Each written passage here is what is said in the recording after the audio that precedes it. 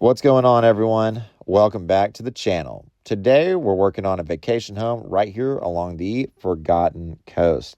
And this one's getting a light pressure wash today to get it ready for incoming guests. Since this is a regularly maintained property, we're focusing on the common areas like the driveway, walkways, and entry points. Places that naturally collect dirt, light mold, algae, and salt buildup from the coastal area.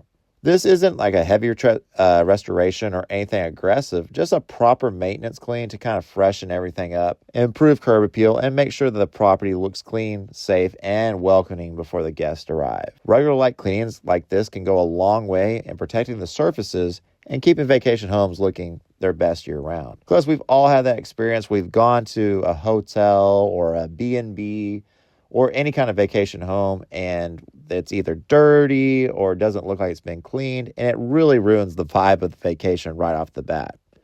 So we want to prevent that from happening to anyone out there.